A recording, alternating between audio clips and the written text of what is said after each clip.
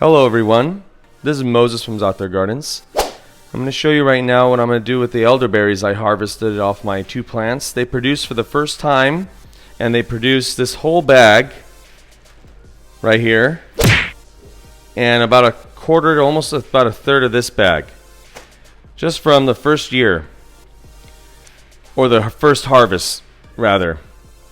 So that's pretty incredible. So I am going to be making elderberry syrup, and the recipe I'm going to do is a half a cup of elderberries, a half a cup of honey when I get to it to fill this up, some cloves and cinnamon. You could also probably put anise or dried ginger, but I'm not going to do that right now because I want to make sure my son likes it, and also 3 cups of filtered water. So now that I added the 3 cups of water into the pot, I'm going to get the elderberries, a half a cup of elderberries, also put those in, and the cinnamon and cloves. Then you just want to bring the pot of water and elderberries to a boil.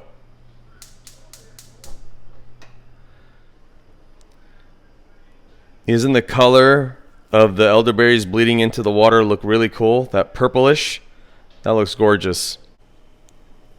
And once you bring the water to a boil, put it down to simmer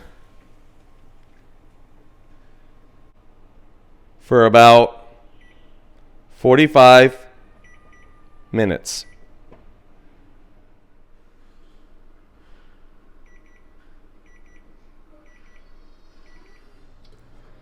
So after it's done simmering, make sure you smash all the elderberries.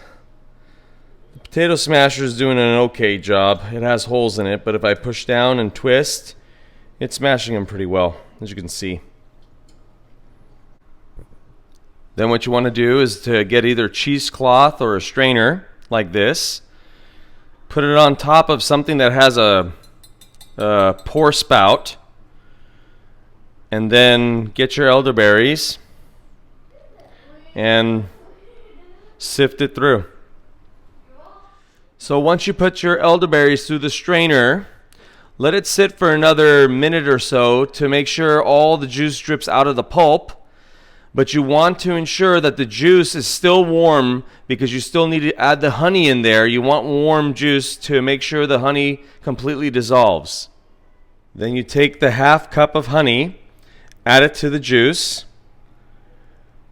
Now once again, I'm using this much honey because when I've tried before, it wasn't sweet enough. So I think a half a cup would be sufficient. And if you want to get some of the honey out, just add the warm elderberry juice to the measuring cup so it could help dissolve that honey to make sure all of it comes out. And it's a good way to mix the elderberry instead of getting a spoon. Just keep scooping it, dissolving that honey, and pouring it out. You can see the honey's, all that's left is on the bottom right there of the cup. No waste. Now, this is the main reason why I told you to make sure you put in something with a spout, is that you don't really need a funnel to pour into stuff, unless you're pouring into a smallmouth jar. But if it's a largemouth jar, all you have to do is just pour it in simply. Now, if you had this in the pot still and try to do this, you're going to make a real big mess. And there you go. Fresh made elderberry syrup from the garden.